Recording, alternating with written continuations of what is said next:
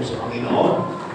So, open up our Bibles in the book of Matthew chapter number 16.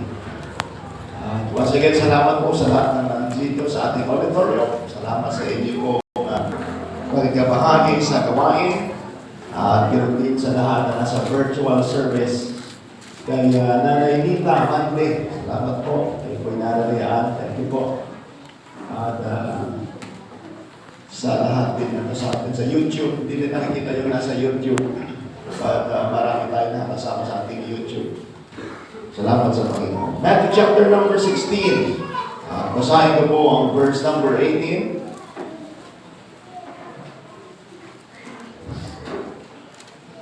The Bible says, verse number 18, chapter number 16, book of Matthew, "And I say unto thee that thou art Peter, and upon this rock I will build my church, and the gates of hell shall not prevail against it.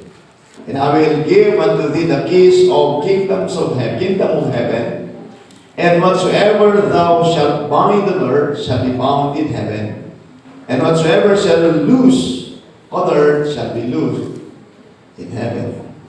Then charged he his disciples that they should tell no man that he was Jesus the Christ. Let's go to the word of prayer. Loving Father, we thank you po sa umaga po ito na binigay niyo sa amin.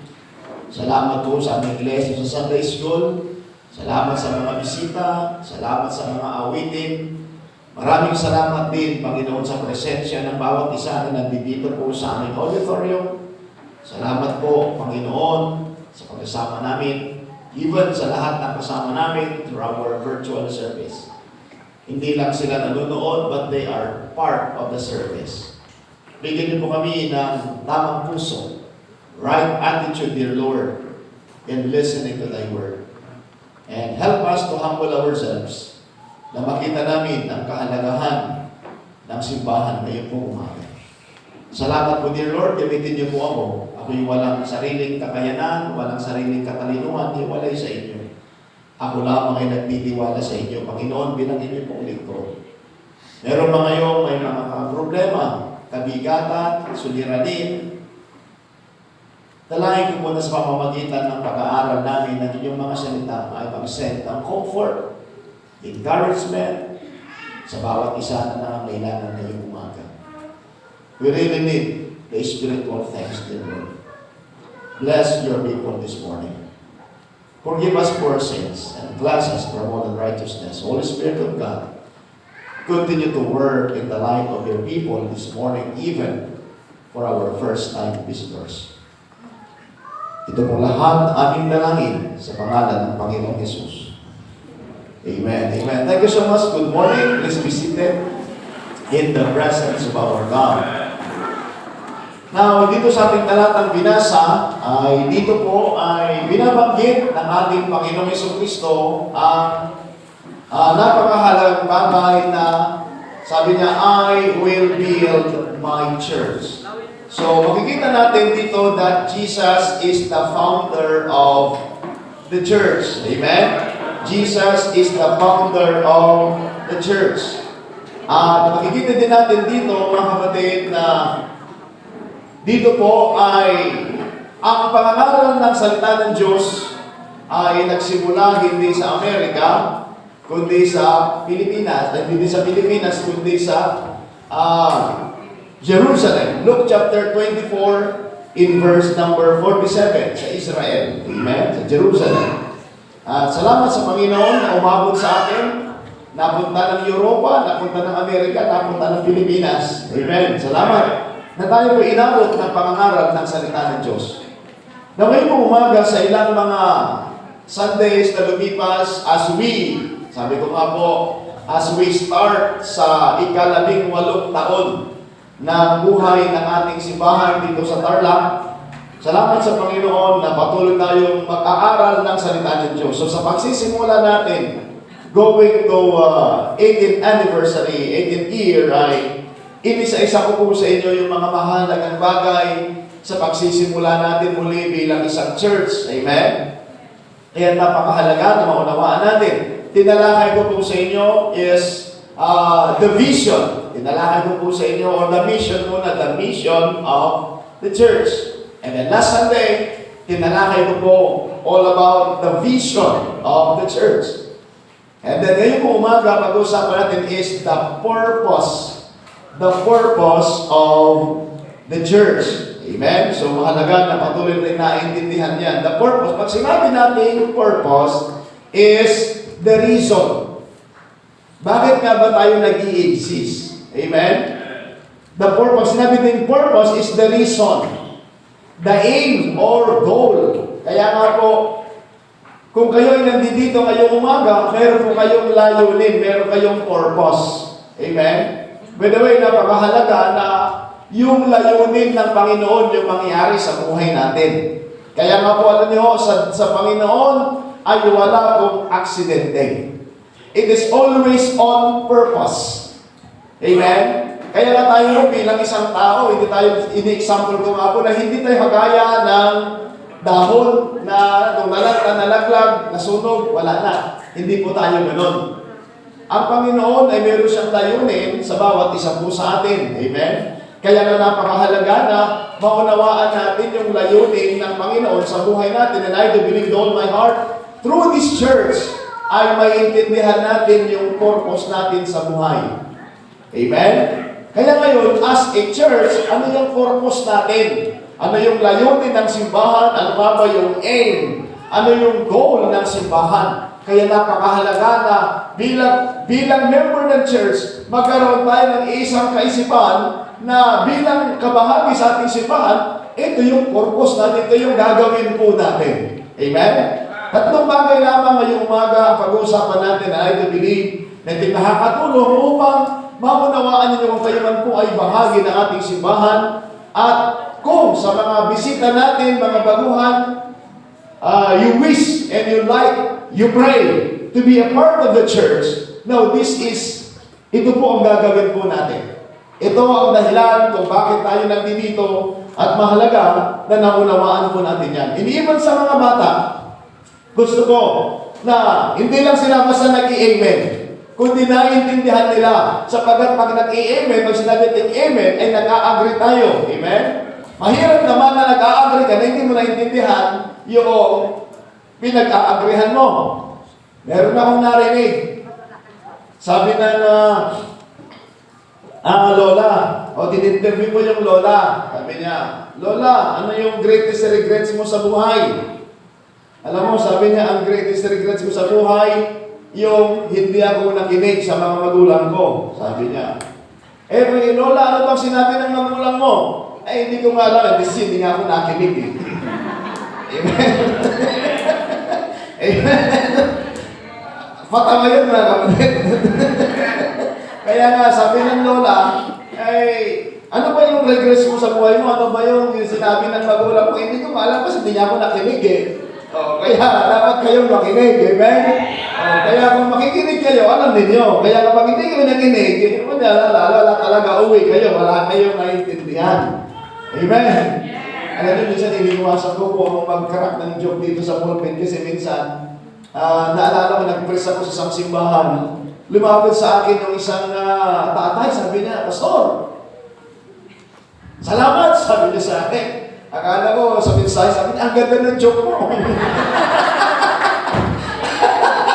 Kaya ang natandaan yung joke, ito yung mensahe. Kaya sabi ko minsan, hindi iwasan ko na po yun mag-joke. Kaya anyways, I hope na maintindihan niyo ang mensahe, hindi lang po yung joke. Amen? Kaya dapat makinig po kayo para wala kayong regrets. Alright, dito na po tayo. Now, alam niyo po, sa survey, sa survey mga kapatid ay maraming mga tao ang nagkakaroon ng nag-i-increase yung tinatawag na spiritual hungry.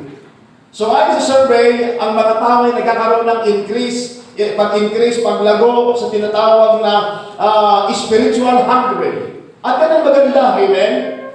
Subalit, alam nakakalungkot, bagamat ang mga tao ay nagkakaroon ng paggalago sa tinatawag na spiritual hungering, but the saddest thing ay nakakalungkot sa mga Kristiyano na nandito sa simbahan ay sila po ay nagkakaroon naman ng kawalan ng interes sa larangan ng pakikinig ng salita ng Diyos. Kaya marami sa simbahan ay nakakatulog sa simbahan. Kaya nga mahalaga mga kapatid, kasi sinasabi ko dito, wake up, kang muna kayong matulog. At alam niyo, mayroon pa pong nag-suggest sa akin na sabi, Pastor, mas maganda siguro, huwag ka na gumamit ng mikropono o ng sound system. Kasi malakas na yung boses mo. Sabi ko, alam niyo po, maganda naman kung mayroong suggestion, pero bakit sa dinami tayo pa ng suggestion, yun ang makisasuggest na hindi ako gumamit ng microphone. Sabi ko naman po, alam niyo po, gumagamit na nga po ako ng microphone, malakas na rin ang boses ko, pero may nakakatulog pa. Eh di mas lalo na po, pag hindi ako gumamit ng microphone, sigurado po, wala na. At saka, paano naman po yung mga nagdadyan sa virtual, wala na silang maririnig, kawawa naman sila. Kaya, alam niyo po, may mga suggestion na dapat sundin at may mga suggestion ba? Just a suggestion, amen? Kaya, sabi ko, hindi mahihirapan pa ako kasi may problema na ako sa throat. Maraming beses na nawalan na ako ng boses. Okay, Pastor. Anyways, kaya nga po, ang nakakalungkot na maraming mga nasa simbahan ay nakakatulog. Kaya nga, hindi ito oras ng pagtulog. Ito yung panahon na pagbalik ng salita ng Diyos. Amen? Kaya napakahalaga talaga na pag pumunta tayo sa bahay panambahan ay meron tayong natutunan. Naalala ko lang yung sinasabi ng ating pastor that church is an educational institution. Amen? Ang simbahan na hindi lamang relihiyon sapagkat sabi ko sa inyo mahalaga ngayon marami tayong grupo ng relihiyon at ang nakakalungkot ngayon nag-aaway-aaway, nagtalo-talo ang mga tao tungkol sa religion. But napakahalaga talaga na maisip natin that when you come to church, especially in this church, the Baptist Church, is kayo po ay nakikinig ng salita ng Diyos. Kaya nga po, sabi ko nga, marami tayong mga issues sa ating lipunan, maraming mga issues, pero mga kapatid, napakahalaga talaga na ang salita ng Diyos ay patuloy na may papangaral sa ating mga simbahan. Kaya nga natin po mga kapatid, napakahalaga na meron po tayong salita ng Diyos. Lagi ko pong sinasabi sa inyo that the Bible is the basis of our faith and practice. The reason why nagsasama-sama tayo dito, because of the principles of the Word of God. Yan yung napakahalagang bagay na maintindihan natin. So ano niyo po, kaya nga napakaganda na naiintindihan natin. So mayroon tayong katanungan na sasagutin ngayong umaga, why church exists? Why our church, particularly our church, Baptist Church, exists? Amen? Napakahalaga na maintindihan natin at alam natin bakit tayo nandito, bakit ano ang purpose ng ating simbahan. Napakahalaga na naiintindihan natin yan. At kung naniniwala ko kung alam ninyo, member kayo ng ating simbahan, maintindihan ninyo and you will love and you will like to be a part of the church na mayroong kaisipan at mayroong purpose bakit nag-i-exist. Ulitin ko po yung sinabi yung kanina, anumang bagay na nangyari sa atin is always on plan. Kaya napakahalaga talaga na mayroon po tayong plano. Napakahalaga talaga na naiintindihan natin yung layunin natin. Bakit tayo nandito? Kung pumunta ka na sa church ngayong umaga, gusto mo na ikaw ay makapakinig ng salita ng Diyos, that is your purpose. Salamat. Naniniwala ko, uuwi ka na may natanggap ka na salita ng Diyos.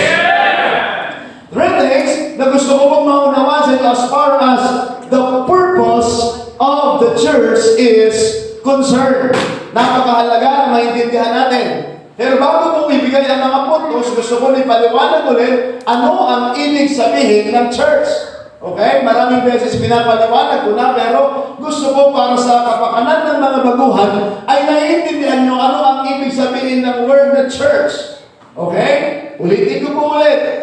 Para maintindihan natin, ano yung pagpaulit-ulit yung naririnig, at least, nagiging maliwanag sa inyo, amen? By the way, the best teaching is repetition. Mahalaga na nauulit. At least pag nauulit, nababalikan na nasa sasaliwa, mamimemorize natin. So ulitin ko po, church is not the building. Okay? Church is not the building. Church is the people. Although dito sa building na ito, tinatawag natin church sapagkat dito nagtitipon yung mga tao. Now, ano po ang ibig sabihin ng church?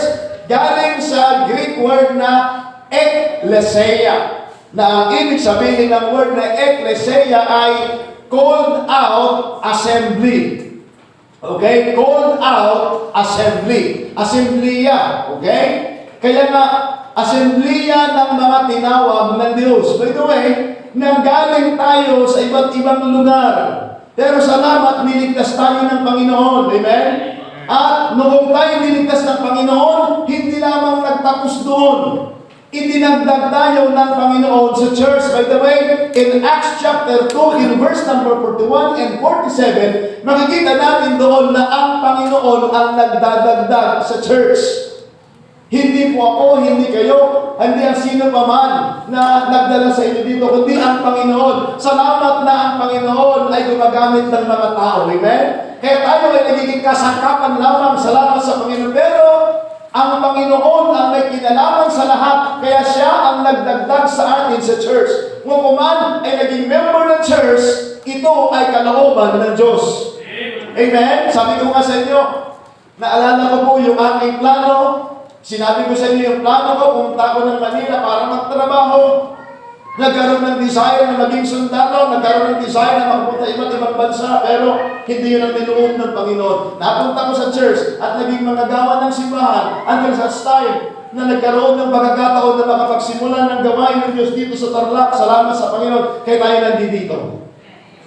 At pagpunta ko ng Tarlac, wala niyo kaisipan. Pero panalangin ko, Panginoon, kayo po ang nagdala sa akin dito. Ang panalangin ko po, kayo po maglagay ng mga tao. Salamat, inilagay po kayo ng Panginoon. Kaya sa lahat ng mga naging member dito, kayo po ay bunga ng panalangin. Amen? Sa lahat ng mga naging kabahagi nito, bunga po kayo ng panalangin. At hanggang ngayon, sa loob ng 17 years, may mga dumating, may mga nawala, pero salamat may mga nanatili. At salamat may mga bumabalik. That's always my prayer. Sabi ko, Panginoon, yung mga nakasama ko dati, na-invite ko dati, sana muli silang makabalik. At naniniwala po ako na you would agree with me na iba ang buhay ng tao na mayroong simbahan at wala doon at walang church. Amen? Alam mo yung buhay natin dati nung malaki sa simbahan. Sabi ko po malagi, nasaan kaya ako pag wala ako sa simbahan? Nasaan kaya kung wala ako sa ministry? Sigurado yung buhay ko iba. Iba din yung aking kaisipan. Iba din ang aking pananaw. But praise God, nung tayo napunta sa simbahan, ako personally, nagkaroon ako ng panibagong pananaw sa buhay. I learned to love people. I learned to pray. I learned to read my Bible. I learned to be thankful to the Lord. And I learned those things na itinuro ng Panginoon sa akin personally, sa mga bagay na natutunan natin. Sulitin niyo po, the church is the people. It is a group of saved and baptized believers joined together in doctrine and fellowship carrying the Great Commission. That's the church. Kaya nga napakahalaga na maintindihan po natin yan. Kaya ngayon po umaga, salamat. Sana maging maliwanag sa inyo sa lahat ng mga naging member dito, idinagdag kayo ng Panginoon. Sapagkat ang Panginoon ang nagdadagdag. Sabi ko nga dito po sa simbahan natin, wala din tayo ditong pinapalayas.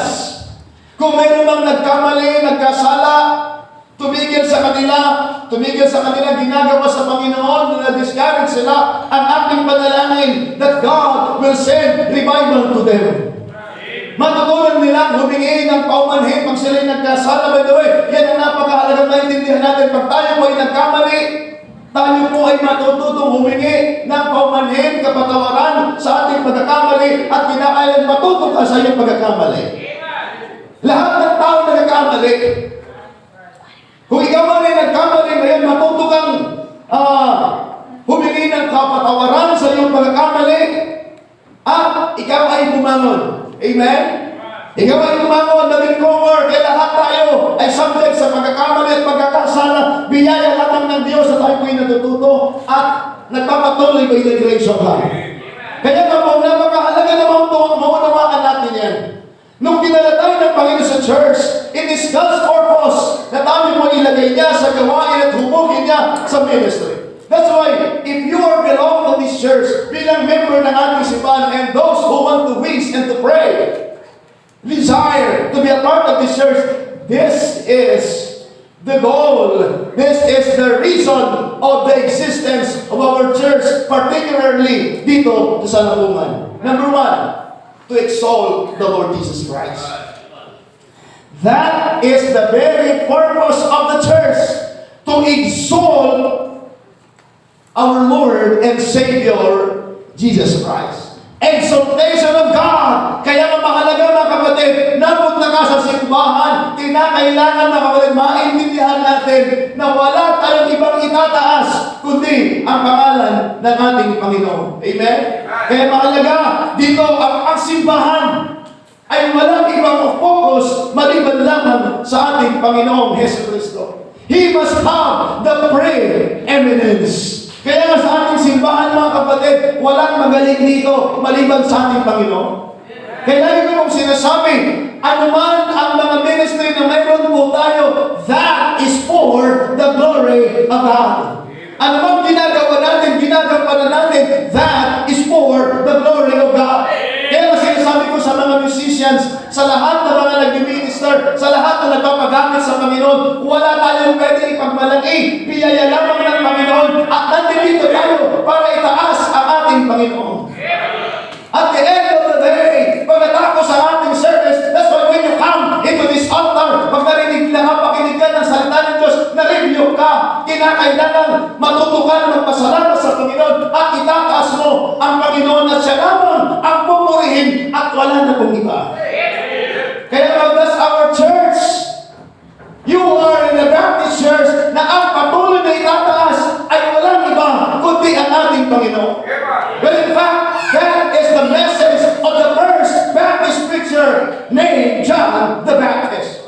When he saw the Lord Jesus Christ in John chapter 1, in verse number 29, sabi ng Panginoon, sabi ni John the Baptist, "Behold, the Lamb of God which taketh away the sin of this world."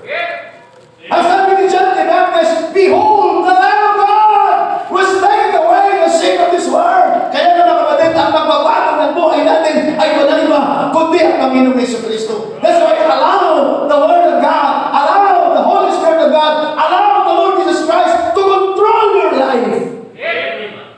Kaya ngayon yung ating itinataas, yan ang ating sinisigaw. Kaya ano bang accomplishment natin, sasabihin natin, to God be all the glory. At the end of the day, sasabihin natin, to God be all the glory. By the way, alam niyo po ba, pagdating natin sa langit, alam po natin na meron po tayong tinatawag na Bema Judgment. Sa theology, that is Bema Judgment, wherein tinatawag natin judgment seat of Christ. Sa judgment seat of Christ, anumang mga crown na natanggap po natin. Just like sa mga soul winners, tinatawag na crown of rejoicing. Hindi ko alam anong itsura ng crown na yun. Diba tinatawag na crown of rejoicing, crown of glory, crown of life. Maraming klase ng crown. Ang wala lang doon, Toyota Crown. Amen. Diba, wala ng Toyota Crown doon. Ano bang klase ng crown? One day, iaabot sa iyo ng Panginoon. But alam niyo po ba, we will going to give it back to the Lord. Why is that? Because nagawa mo yun dahilan sa Panginoon. Ginawa natin yung dahilan sa Panginoon. We will cast. Ibabalik natin yan sa Panginoon sapagkat siya ang karapat-dapat na tumanggap ng anumang tinanggap natin. Kaya ngayon pa lamang, kayong mga young people, wala kayong pwede pagmalaki kung kayo man ay ginagamit ng Panginoon sa music ministry, ginagamit ng Panginoon sa mga ministry ng ating simbahan. Praise God! Nagagawa mo yan. God give you the gifts. God give you the opportunity. And God give you the talents in order to praise Him. Amen? Kaya mga kapatid, yan po, that's the purpose of our church. To exalt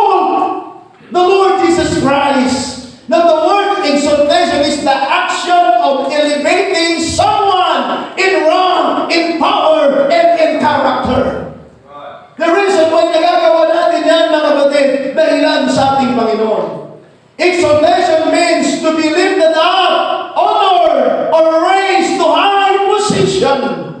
Primarily referring to God and our Lord and Savior, Jesus Christ. Kaya mga kapatid, that's the very purpose of our church. We need to understand once again, as I tell you earlier, Jesus established His own church. Jesus established the Baptist Church. Amen? And bilang part ng simbahan ng ating Panginoon, we need to exalt Him. Siya ang ating itataas. Kaya may mga pagkakataon man na makarinig tayo ng mga pagpupuri ng tao. Hindi natin mawawala yan. Sometimes nakakarinig tayo ng pagpupuri ng tao, pero hindi manapaganda sasabihin natin, to God be all the glory. Pag kumanta ka, sabihin, sister, brother, ang ganda mo naman kumanta, ang galing mo naman kumanta, salamat po, purihin ng Panginoon. Hindi, siyempre, kasi, alam mo naman, lahi kami ng mga singers. Alam mo ba sige ito? Uncle ko yan. Alam mo yung magaling kumanta, kamag-anak ko yan, lahi kami ng mga singers. Hindi po ganun. Biyaya lamang ng Panginoon. Kaya sabi ko sa inyo, yan ang pagkakaiba ng special number sa tinatawag na entertainment. Kaya nga po, lahat ng kumakanta dito, sinasabi ng special number is because that's special, unang-una para sa Panginoon at para sa mga taong nakikinig. At the message of the song ay naghahanda sa pangangaral ng salita ng Diyos. Kaya nga po, kung tayo man ay pinapalakpakan, praise God for that, sapagkat yan ay hinahandog natin sa Panginoon. Kaya nga po mga kapatid, for the believers, exalting God involves acknowledging His supremacy through worship, praise, and by living a life that glorifies Him. Kaya nga ulitin ko po, para sa mga mananampalataya, exalting God, ang pagtataas at pagpupuri natin sa Panginoon, it involves ina-acknowledge natin na Siya ang ating Panginoon, nagpupuri tayo sa Panginoon, and also, namumuhay po tayo ng pamumuhay na nakakalugod sa Panginoon. Kaya mga kapatid, bakit meron po tayong standards? Bakit kinakailangan sa buhay natin ang salita ng Diyos? Bakit? Para mag-glorify ang ating Panginoon. By the way, alam niyo po ba, may mga pagkakataon, just like in the life of Job. Kung babalikan natin ang book of Job, nagkakaroon ng pag-uusap ang Panginoon at si Satanas. At alam niyo po ba, ipinagmamalaki ng Diyos ang kanyang anak. O, kung pansinin niyo po yung pag-uusap nila, nakonsider ba yung anak kong si Job? Sabi ng Panginoon, salita ng Satanas, alam mo kasi, kaya lang naman yan nagpupuro sa iyo kasi binibigyan mo ng pagpapala eh.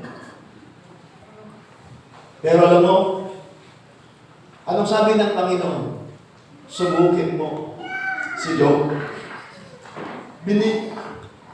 Binibigyan kita ng pahintulot. Subukin mo. Tingnan natin, sabi ng Panginoon. Tatala niyo mo ba? Sinubok ng Panginoon si Job. Nagtagumpay ba sa Satanas? Hindi. Matindi yung nangyari kay Job. Una, nawala lahat ang kanyang kayamanan sa isang araw. Nagkandamatay, namatay lahat ang kanyang mga anak sa isang araw. At dumating pa yung pagkakataon na si Job ay binigyan ng karamdaman na sabi po ng Bible, nagkaroon siya ng mga sugat mula sa kanyang puyo hanggang sa talampakan na hindi niya alam ang kanyang kung tatayo ba siya, hihiga ba siya, tatagilid ba siya, luluhod ba siya, hindi niya alam ang kanyang gagawin. At ang naiwan na lamang na kahit sa isang tao sa buhay niya ay yung kanyang asawa. Hoping na yun ang kanyang pag-asa sana na pwede mag-comfort sa kanya. Kaya naiintindihan na rin natin si Mrs. Job na napuno na rin siya. Umabot na siya sa kanyang limitasyon. At nakikita niya pa rin yung katapatan ni Job. Mrs. Job. Anong sabi ni Mrs. Job sa kanya? Kay Job, sa asawa niya, ha! Nananatili na kami ang magtatapat sa Diyos! Sumpay mo na ng Diyos mo at namatay ka na! Ha! Grabe, ano? Pero ano sabi ni Job? Ha! Sabi niya rin. Ano? Ang gusto mo lang ay mabuti at ayaw mo na masama? Aka! Wala na yun. Wala na yun. Pero sabi niya, sabi ng Bible, si Job ay nanatili na matapat sa Panginoon. Amen. And Job sinned not, nor cursed God foolishly. Alam niyo mga pagkakataon sa panahon na dumating sa atin ng pagkahirapan o pagdurusa o hamon, sometimes nagigirayan niyo si Mrs. na hindi kagaya natin. Kasama na ako doon. Si Mrs. Job na nanunumpat sa Panginoon. But si Job, may tahimik lamang siya. So nakita niyo mga kapatid, sinuko, ibinagmamalaki ng Diyos ang kanyang mga anak at salamat. Hindi nagkamali ang Diyos sa pag-endorse kay Job. Wow! Kaya alam niyo, minsan, may mga bagay hindi natin naiintindihan. Pero minsan maaaring may plano ang Panginoon sa atin at subukin yung ating pananampalataya.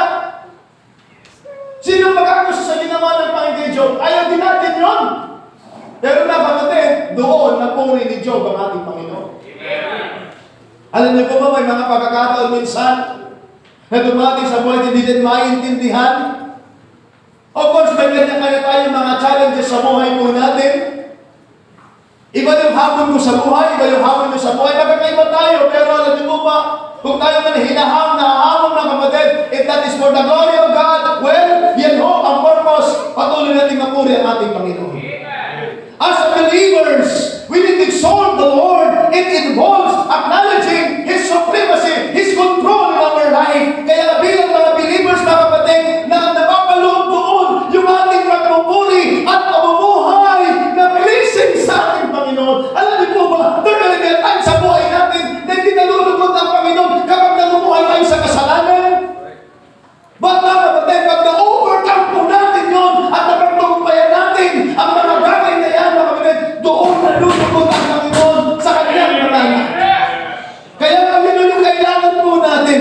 Hindi ba tayo ma-reverse ng status sa buhay? Ang pinakamahalaga na ang buhay po natin ay nalulugod ang ating Panginoon. Alam mo po na mahirap ang mga sa church.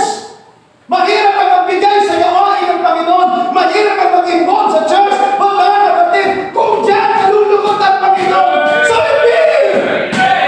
Yan ang kailangan natin. Gagawin natin. Humingi tayo ng tulong sa Panginoon na magampanan natin, na mapapuri natin ang ating Panginoon. Oh, maraming salamat sa Panginoon. Hindi nyo alam yung buhay ng bawat isa. Marami na makagsubok. Pero salamat po na kung tayo po ay naluluwalhati natin ang ating Panginoon. Amen. As a part of the church, gusto ko mong sabihin sa inyo na ito ang purpose natin, ang mapurihan ang ating Panginoon. Hindi ako, hindi kayo, kundi ang ating Panginoon. Kaya mga kapatid, as a part of the church, dahil kaya tayo na mahirap sa buhay natin. Ba't kung ang layunin ng Panginoon ay para mapapurihan siya at masubukan natin ang Panginoon? Kailangan i-overcome natin. I-overcome yung katamaran. Sometimes mahirap ang gumising ng umaga para pumunta sa church ng umaga. Pero yan, dyan mo mapupuri ang Panginoon. Let's do it! Amen? Kaya bakit na po sinasabi, kayo mga latecomers, it's time for you to wake up early so that makapunta ka at makaganda sa simbahan ng umaga para mapuri mo ang Panginoon. Oh, mga kapatid, kung kinakain na mag-sacrifice ka, hindi ka muna kumain para mapuri mo ang Panginoon. That's the best thing na magagawa natin. Kung meron po tayong commitment, kung kinakain na mag-sacrifice ka para mapuri mo ang Panginoon, then let it be, gawin natin for the glory of God.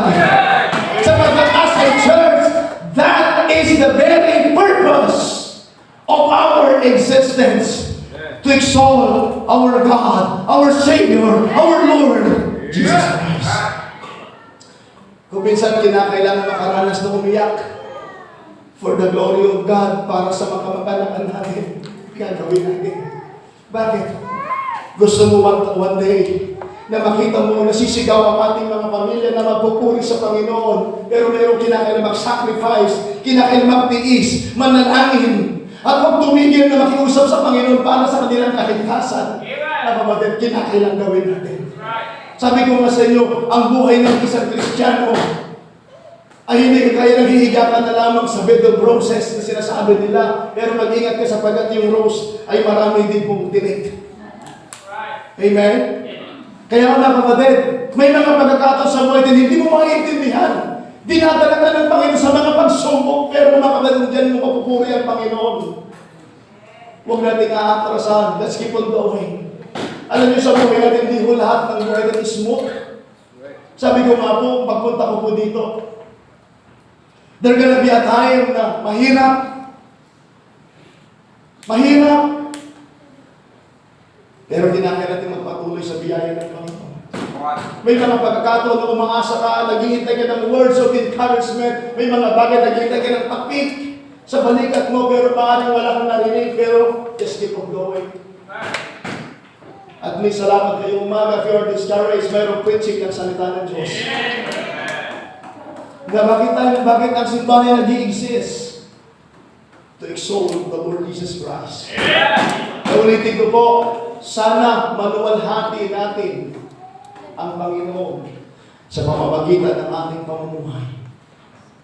May mga mahirap tayong mga miyembro. Nagtsatsaga sila na pumunta dito sa simbahan para mag-glorify ang Panginoon. That's the great thing na magagawa ng bawat isa mo sa atin. Alam niyo, hindi po sa lahat ng buhay natin ay comfort zone. Are you listening? Amen? Hindi sa ng pagkakataon ay comfort zone. By the way, sa ating mga tahanan, yun yung comfort zone. Mas maganda na lang dito sa bahay, matulog na lamang tayo. Pwede tayo bumalik ng afternoon service. Kasi nakakapagod. Pero kung gusto ng Panginoon na malulhatin mo siya, kinakailangan mo balis ka doon sa comfort zone. And you need to be in the church in order to glorify God. Amen? Minsan, as far as financial matter is concerned, biyang naman to si pastor. Wala na nga ang natitira sa akin yan. Pa-commitment na naman, commitment na naman, commitment na naman. Katatapos pala yung commitment sa kanya, commitment na naman. Pero mga kapatid, kung sa commitment na yan, ay dyan mo kupuri ang Panginoon. It's time to commit. Not only your money, but you need to commit your life to the Lord. You need to commit to serve God. Exaltation. Ang tanong mo ngayon, sino ang itataas sa buhay natin? Kung may mga accomplishments po tayo, sino na itataas? It should be our Lord and Savior, Jesus Christ. Number 2, not only to exalt the Lord Jesus Christ, the purpose of the church, but also to edify the saints. To edify the saints. The word edify, same as the word to build up. So nakita niyo po dito sa Ephesians chapter number 4, maraming beses binabasa natin yan sa mga lessons po natin, but we need to take a look once again.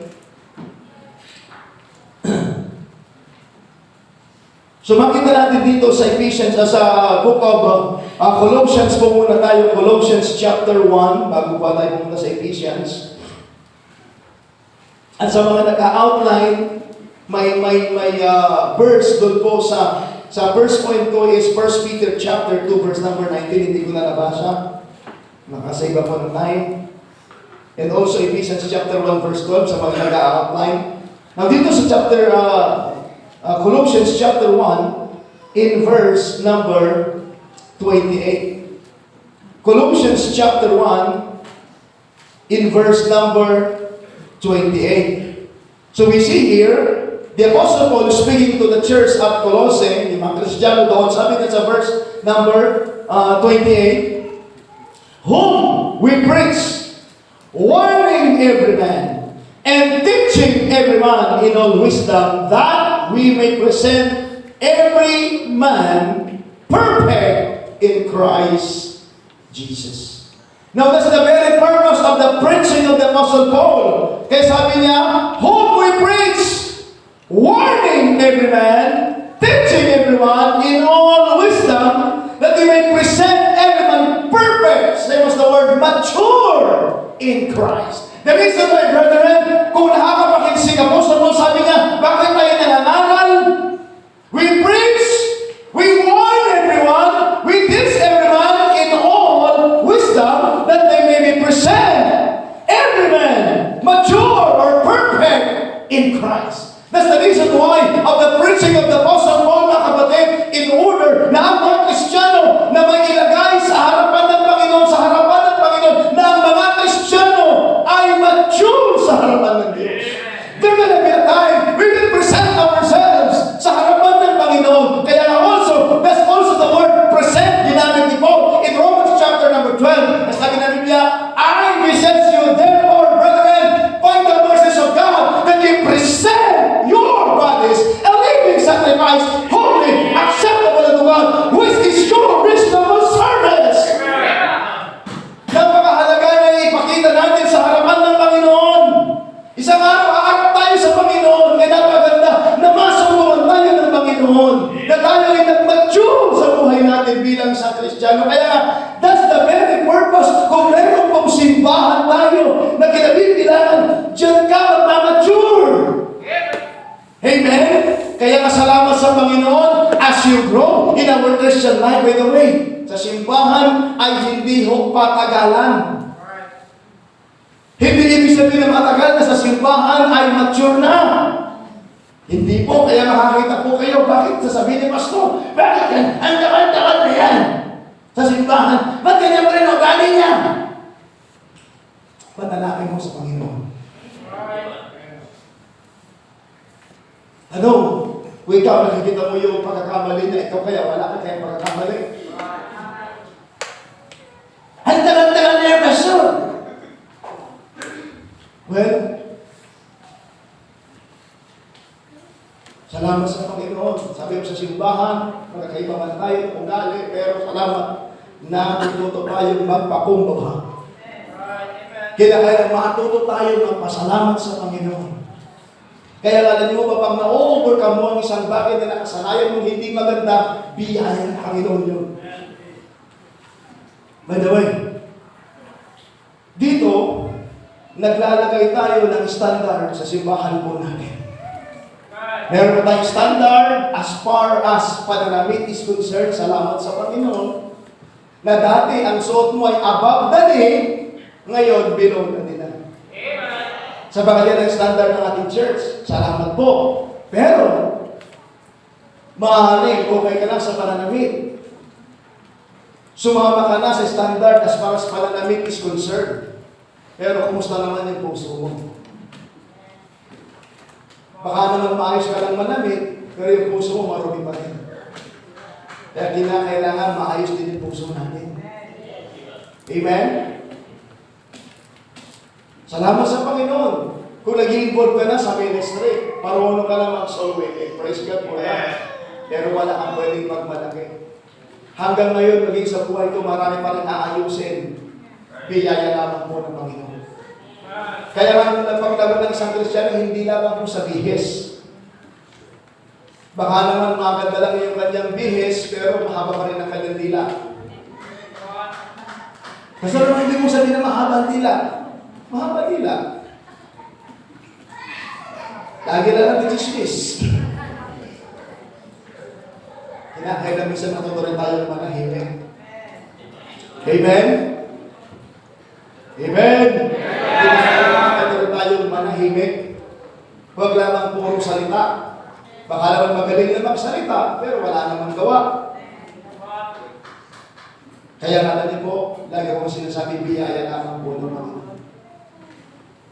Kung yung tao, hinuhusgahan mo sapagkat bumagsak siya, siguraduhin mo na wag ka rin babagsak. Baka naman, nagsasalita ka ng hindi maganda sa kanya, mamaya malay-malay ikaw na rin ang bagsak. Kaya sabi ko nga po, biyaya lamang ng Panginoon. Sa ministry, you will understand people. Kaya sabi ko nga po, magaling po sa akin. Kaya kung meron mang pinapabagsak ang diyablo, huwag ka nang tumulong, kundi ikaw dapat ang tumulong sa kanya na umahon. Huwag mo nang diinan. Amen? Kaya nga mga kapatid, ang simbahan ay upang ang Kristiyano ay tumibay. Kaya sabi po ng Bible, let's go on to the book of Ephesians, chapter number 4. Ano pong sabi ng Biblia? And He gave some pastors and teachers for the perfecting, maturing of the saints, for the work of the ministry, for the edifying of the body of Christ. What is the body of Christ? The church. Kaya mga kapatid, ang simbahan ay matibay at tumitibay kung may mga miyembro na matibay. Kaya nga mga kapatid, as we grow, not only in number, but we need to grow in doctrine. Nakikinig po ba tayo? Amen? Sana sa pagpunta nyo at pagiging miyembro nyo ng simbahan, hindi lang tayo nag-grow in number, but we need to grow in doctrine. Na hindi ka basta-basta madadala ng anumang katuruan ng iba. Sabi nga ng Biblia, mayroon yung tawag na wind of doctrine. By the sleight of men and cunning craftiness. Sabi ko nga po sa inyo, pag nag-grow ka na sa doktrina, meron ka bang marinig na sasabihin nila, alam mo, ang kaligtasan ay nawawala. Kung ikaw ay nag-grow na sa bagay Kristiyano mo, ang totoong kaligtasan, alam mo, na hindi nawawala. Yan ang katuruan ng Bible. Pero ngayon, marami na po nagtuturo na ang kaligtasan ay nawawala. Kung meron ang nawawalang kaligtasan, hindi yun totoong kaligtasan. Sapagat ang totoong kaligtasan, regalo ng Diyos. Hindi sa galing sa talinuman. Hindi sa inyong gawa, sabi ni Paul, kundi ito'y biyaya ng Diyos. Sino nagliligtas? Ang Panginoong Jesucristo. Hindi tayo, hindi yung gawa mo. Kaya nga iba yung kaligtasan, iba yung gawa. Kaya ngayong gawa natin, yun ang ebidensya na tayo po ay mayroong ng pagkakilala sa Panginoon. Yun ang sinasabi ni Paul sa book of Philippians, nang sabi niya, hey, Philippians, work out your own salvation. Anong ibig sabihin? Ang kausap na ay mga ligtas na, kaya nga kailangan i-work out na yung salvation. Ibig sabihin, ipakita ninyo na kayo ay ligtas. Kung sinabi mo ligtas ka, na makita sa iyo yung pagpapakumbaba, makita sa iyo yung pagpapasalamat, makita sa iyo yung fruit of the Spirit.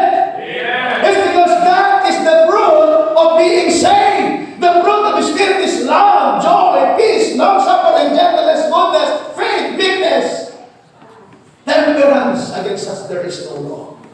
Kaya ngayon mga kapatid, at least as you grow in your Christian life, nag-grow tayo bilang simbahan, hindi lamang by number, but in doctrine. Alam mo na ngayon, nasabi nila, may binanggit ang Bible si Paul na doctrines of the devil. Kaya ngayon, maraming mga magsasalita sa mga iba't ibang mga turo. Kaya nga po, kung dito kayo nilagay ng Panginoon, naligtas kayo, nabaptize kayo, dinala kayo dito, mag-grow po kayo. Salamat, I've seen members of this church na nag-grow, hindi lamang sa damit, kundi they grow in doctrine. They grow their love for the Lord. They grow their love for souls, and they supporting the ministry. Kaya alam niyo po ba, lahat yan ay issue sa buhay natin. Meron ko siyang kausap na kapatiran, sabi niya sa akin, Pastor, pakisama niyo po sa panalangin yung asawa ko, at yung asawa ko ay matigas, yung asawa ko ay mahigpit, Naintindihan mo kanyang ibig sabihin. Sabi ko, sige lang na, tuloy-tuloy na. Marami sa buhay natin ang hanggang ngayon, we are still under construction. We are saved, but still, may mga bagay na dapat tayong i-improve, may mga bagay na dapat tayong i-build up, at salamat, yan ang simbahan. Kaya mga kapatid, ulitin ko po, sa paglago ng isang miyembro ng simbahan, mahalaga ang ginagampanan ng church. Kaya nga, pag pumunta kayo dito sa simbahan, situate, nakahanda kayong makinig ng salita ng Diyos, at dahan-dahan kayo po ay mag-grow. Sapagkat walang miyembro o walang Kristiyanong nag-grow na wala siyang church. That unless, ito lang po as I close, bago ko pumunta sa last. Ito lang po sinasabi sa inyo. Nakakita ka na ba ng isang palaboy na matino? The fact na siya'y palaboy, hindi yan matino. Magiging matino lamang yun kung merong mag-aalaga sa kanya, magtuturo sa kanya, maggagabay sa kanya, meron siyang kikilalaning authority sa buhay niya. Amen. Right. Doon yun matuturo. Kaya nga, kayong mga kabataan, inilagay ang mga magulang ninyo bilang authority sa buhay ninyo. Kilalanin ninyo ang authority ng magulang ninyo. Right. At salamat po sa mga members ng simbahan na kinikilala nyo yung authority ng inyong pastor na nanalangin sa inyo, na nagtuturo sa inyo bilang kabahagi dito sa simbahan. At noong ginawa niyo, nakita niyo yung sarili niyo dahan-dahan, nag-grow kayo. Hindi tayo perfecto, pero yan ang pinakamasayang buhay ng Kristiyano, yung may nadidevelop sa atin. Sa mo yung nadidevelop yung pagmamahal na sa Panginoon, pagmamahal sa gawain ng Diyos, pagmamahal, naiintindihan na. And some of you, natututo kayo mag-sacrifice sa ministry because you really understand the ministry. Saan nangyari yun? Sa simbahan. Kaya ang simbahan, ito'y lugar para dito mag-build up yung buhay natin. Number 3, the last. Not only the purpose of the church is for to exalt the Lord Jesus Christ, to edify the saints, but also, number 3, napakalawak, to evangelize the world. To evangelize the world. If we are glorifying God and edifying saints, we will naturally want to share the hope of salvation with others. We will also want to obey the Lord, and we will go to spread His words throughout all nations and throughout the whole world. Kaya nga iyan ho ang simbahan. Kaya salamat po sa Panginoon. Dahan-dahan ngayon, nabibuild yung ating simbahan. Kaya kinakailangan palakasin natin ang ating simbahan. Magbabuild na mahigit ang isang araw. Para bagang magkasama din yan, na binibuild niya kanyang pamilya, isang araw mga anak yan. Amen? Kaya salamat sa Panginoon as the years goes by, na-establish ang ating simbahan, and there gonna be a time na isang araw, magpapadala rin tayo ng mga missionaries na magsisimula sa ibang lugar para mangaral ng salita ng Diyos. Sapagkat yan ang tungkulin ng simbahan. To exalt the Lord, to edify the saints, and to evangelize the world. At salamat po sa Panginoon. Dito tayo nagsimula, dahan-dahan, nag-expand tayo sa Victoria. May preacher po doon sa bundok. And how I wish sana sa pagpapatuloy ng ating simbahan ay may mga kalalakihan na magsusuko ng buhay sa Panginoon to spread the gospel. Hindi lamang dito, kundi sa ibang lugar na hindi pa naabot. By the way, kahit sa lugar, marami pang mga lugar na hindi naabot. Even yung kapitbahay natin, yung mga mahal sa buhay natin. Sabi ko, kung mayroong ibang mga simbahan na maaaring sila makapag-win sa kapitbahay natin, well, ako'y magagalak sa Panginoon. Sapagkat nag-approach ako sa kanila, ayaw nila sa akin. Iba kasi iba gusto nila. Amen? Kaya alam niyo mga kapatid, yan ang simbahan. Bakit po tayo magpapatuloy? Upang magampanan yung purpose po natin. Kaya hindi natin mag-iisip ng para sa atin, mag-iisip din tayo ng para sa ito. I hope you learned something this morning. That is the very purpose of the church. We are not perfect. But by the grace of God, ang simbahan ng magpapatuloy. Kaya nga po sa magpapatuloy na yan ang ilagay natin sa ating isipan. Salamat po sa Panginoon. As I close, noong nag-meeting po kami ng mga pastors, halos na doon, may mga lang na taga-south-south, yung tawag namin yung Kabindagan, and halos madami taga-norte. At nandoon yung isang kapatiran natin na nag-graduate sa Bible School na nagsimula sa kalanasan ng Apayang. At salamat na doon sa inilagay ng Panginoon, mahirap na lugar, kabundukan, at marami doon may mga no permanent address. Nasa kabundukan. Pero salamat, let's imagine, may representative ang simbahan natin na nanggaling sa Sual with the help of Fort Bonifacio na doon sa kabundukan. At nung sila nag-anniversary, yung mga tao nang galing sa iba't ibang lugar, naglakad ng mahabang oras, at least nakapakinig ng salita ng Diyos. At nung sinabi niya na nag-send sa kay Pastor, meron silang binibining lote, 1,050 square meters, 30,000. Baka meron po gusto bumili, Ricky, ibenta mo. Sabi ko, bago niya sinabi kay Pastor, bilang kasama ng ating pastor, at least sabi ko, pinantanan ni Pastor na dilihin. Bago pa siya dumating sa meeting namin, sabi ko, mga kapatid, sa mga pastors na kasama ko, mayroong pinakita si Brother Rod na lupang ibinibenta doon sa kanila na pagtatayuan ng expansion niya sa church. Gusto niyo maging kabahagi. Bago pa dumating si Pastor, simulan na natin. Sabi ko sa amin, ganito. Sa amin, sa Sanapungan, ganito. Sabi ni Pastor, sa Baguio, ganito. Bago pa dumating si Pastor, na-raise na namin. Sobra pa. Meron pa pang 80. Kaya mga kapatid, salamat at least. Hindi man tayo makakarating doon. Pero yung tulong natin, nakakarating doon. Salamat na mayroong tao may puso. Sigawain ng Panginoon. Iba ang buhay sa syudad. Iba din ang buhay sa kabundukan. Pero at least, nandito sa syudad, iniwan ng kanyang trabaho. Kumikita ng malaki, operator siya ng heavy equipment. But, iniwan niya ang lahat. Sumunod sa Panginoon. Ngayon ginagamit ng Panginoon.